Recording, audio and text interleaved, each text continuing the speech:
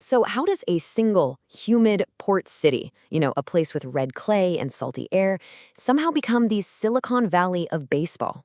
It sounds kind of crazy, right? But it's a true American miracle. A story that, believe it or not, starts with a burning ship and ends with five kings on one baseball field. Okay, I want you to picture this.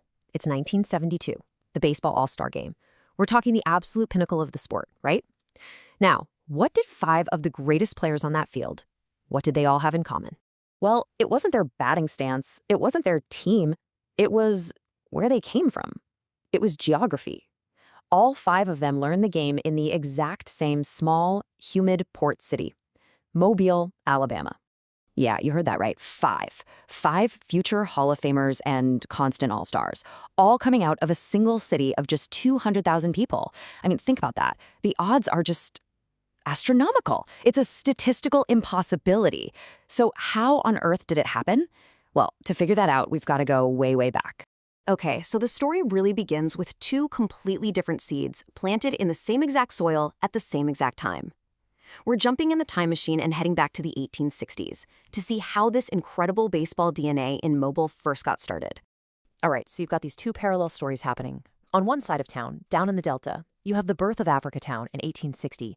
This place was founded by survivors of the Clotilda, the last illegal slave ship ever to come to America. Their community was just forged in resilience and discipline. Now get this. At the exact same time, on the other side of town, up on the hill, you've got these two Cuban brothers at Spring Hill College. And what are they doing? They're mastering this brand new New York game, baseball. And they're turning Mobile into this gateway for the sport. So you've got two arrivals, one forced, one by choice. And somehow, they're about to create a single, unbelievable baseball dynasty. So these two worlds, they grew up side by side, but separately. And each one developed its own unique style of play. For the players coming out of Africatown, their field was, well, it was like a red clay laboratory. It forged this totally unique approach to the game, born out of hardship and really out of secrecy. See, the players in Africatown, they weren't playing on perfectly manicured fields. No way. They were playing on hard red clay mixed with crushed oyster shells. I mean, can you imagine? And this absolutely brutal surface created something they called the Mobile crab. It's this defensive posture, super low center of gravity, incredibly soft hands, all developed for one reason: to handle the crazy, unpredictable hops the ball would take. It wasn't a technique they chose. It was a skill born purely out of necessity. And out of this incredibly tough environment, a true legend was born. The one and only Satchel Paige. And his training ground, his apprenticeship, it didn't happen on a baseball diamond. Nope. It happened in one of the few places black kids could play without being hassled, the local graveyard. And he wasn't even training with baseballs, because they didn't have them. He used rocks. And his target? Maybe a specific knothole on a tree, or, get this, a single weathered engraving on a tombstone 60 feet away. Imagine trying to hit that tiny, tiny target with an uneven rock. That's what taught him a mastery of precision that a smooth, round baseball never, ever could. This whole thing, it was part of a secret baseball culture. See, because black teams were barred from the main field during the day, they reclaimed the night. Cars would circle the outfield, right? And they'd flip on their high beams, creating this eerie headlight halo. And out of that flickering darkness, Satchel Paige would pitch. He was like a ghost, throwing a ball that just seemed to materialize out of thin air. So you've got this incredible, hidden world of talent. The big question is, how did it ever get out? Well, that's where the Great Northern Export comes in. This is the story of how the Mobile swing eventually went on to conquer America. The connection, it was made through what you could call the Internet of the Rails. The Pullman Porters, you see, they were like the walking, talking newspapers of the era. They were basically secret scouts, bringing back box scores and stories of the Negro League greats up north. They'd smuggle in newspapers like the Chicago Defender, and sometimes they'd even drop discarded professional baseballs to kids as their train rolled through town.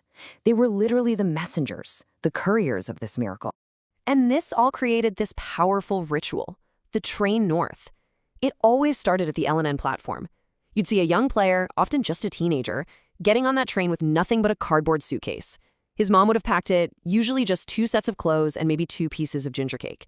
He'd have to ride in the segregated Jim Crow car, enduring that harsh reality. All for one shot. One chance to unleash that mobile snap on a new league and on a nation that had absolutely no idea what was about to hit them. And that very train journey, it brings us right back to where we started. Full circle. We're back in Atlanta, 1972. This is it. Five Kings take Atlanta. This is the night those two rivers of Mobile's history, the story of Africatown and the story from the Hill, finally converged on one single field. And here they are, the Mobile Five. The absolute legend, Henry Aaron from the Tolmanville neighborhood. Billy Williams from the railroad town of Whistler. The giant Willie McCovey from down the bay. Amos Otis from Williamson. And Cleon Jones, a direct product of Africatown itself. 5 men from 5 distinct neighborhoods in one small city, all standing shoulder to shoulder on the same all-star field. Just incredible. You know, one person described it perfectly. They said it was a statistical impossibility made manifest. A city of just 200,000 people providing this huge, disproportionate share of the world's greatest ballplayers. It was just the stunning culmination of a century of hidden history, all bursting into the light on that one night. But believe it or not, this story doesn't end there in 1972. To really truly understand just how deep this goes, we have to go back to the very beginning one last time, back to the ghost ship's legacy, to see how this whole thing comes full circle. Just think about this unbroken thread through time. It starts in 1860. The slave ship Clotilda is burned and sunk in the Mobile River, beginning this incredible story of survival. Flash forward over 100 years to 1969.